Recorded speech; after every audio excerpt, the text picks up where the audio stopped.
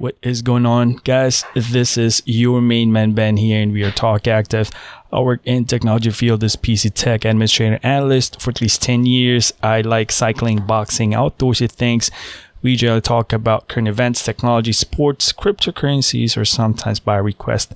We are regular people with factual experiences. It would be nice if we can contribute to the universe. Now let's talk about it.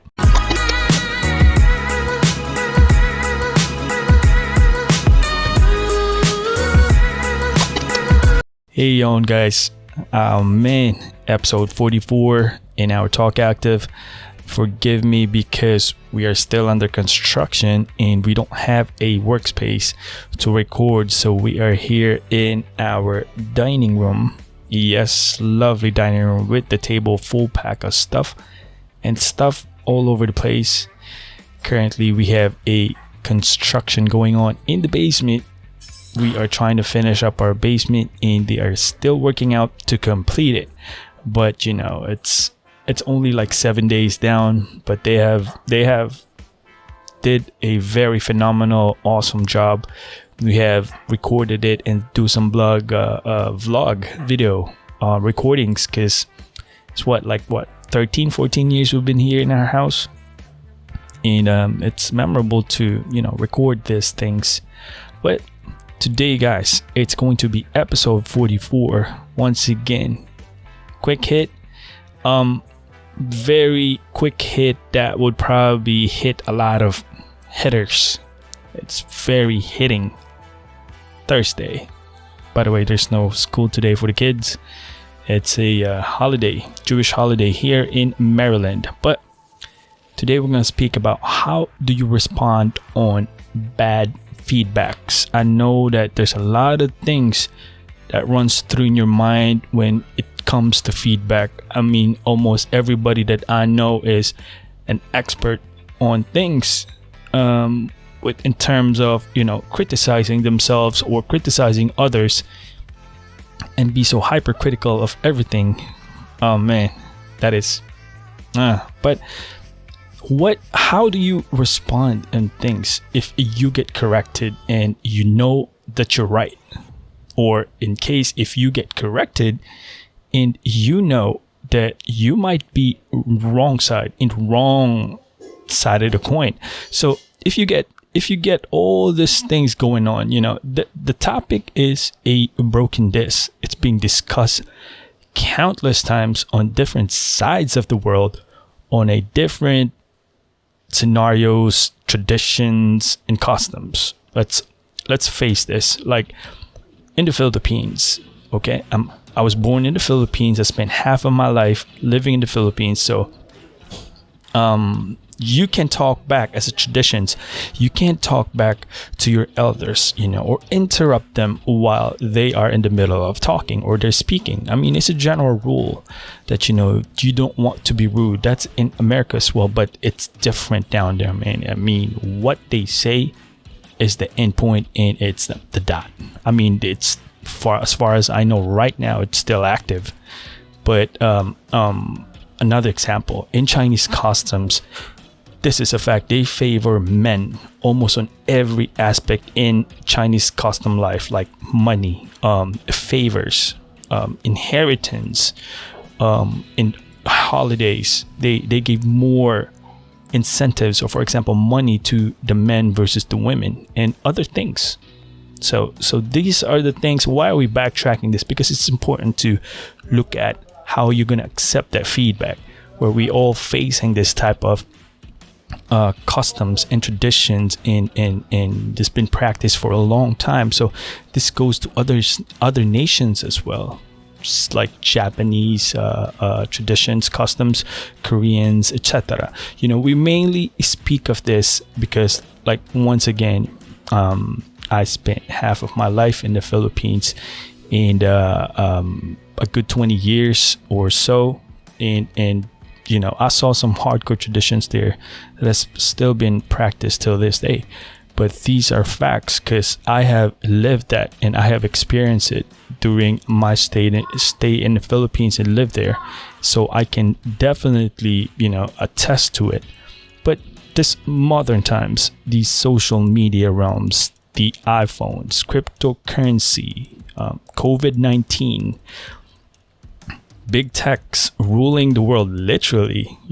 If you disagree, we can talk about that if you really disagree. But how would you react or respond on a bad feedback?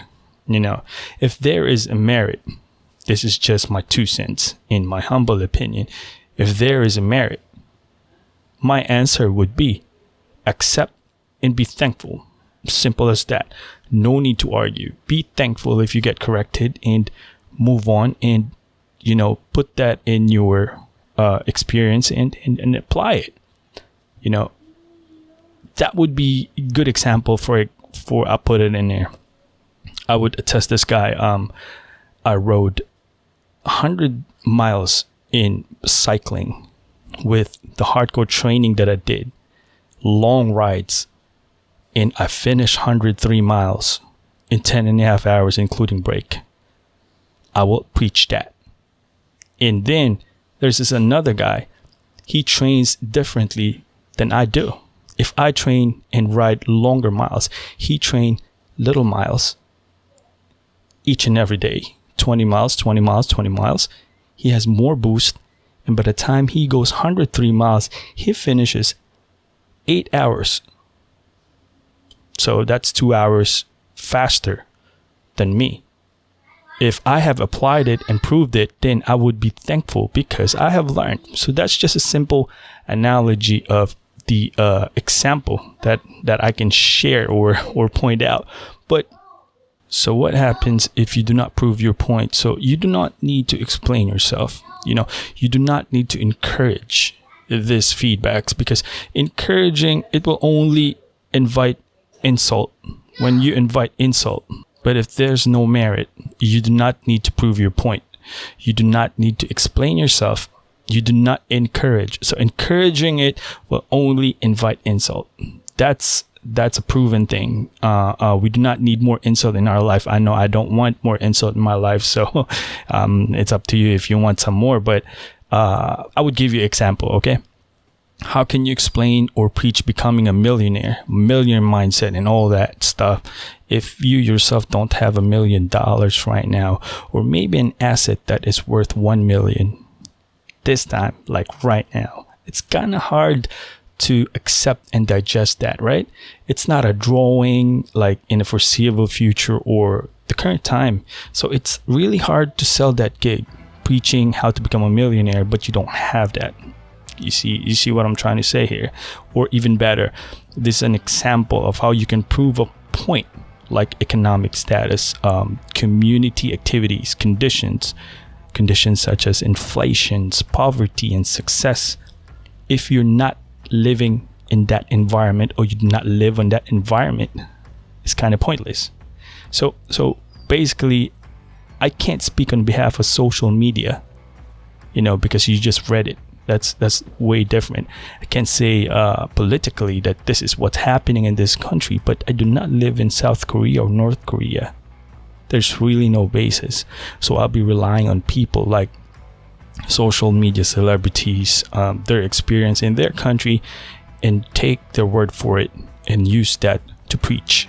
That's kind of like, President Trump sucks, but I don't live here in America, but I know in the news they say they suck, or President Biden sucks, but I don't live in America. So it's kind of scenario, same analogy. So overall, do not seek for their approval, because you will only invite insult.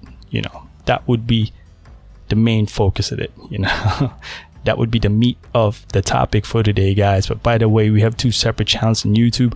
One is dedicated on video podcasts such as this, and one is for vlogging and reviews if you want to see some stuff in there. So these are things that we post a link in there. The main goal for these activities are real world experience.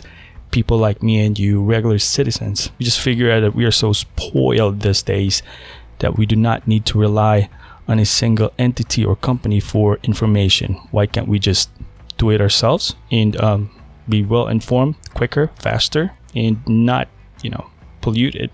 So speaking spoiled, man, shout out to my wife. 14th year wedding anniversary, man. Woo, that's a solid rock foundation.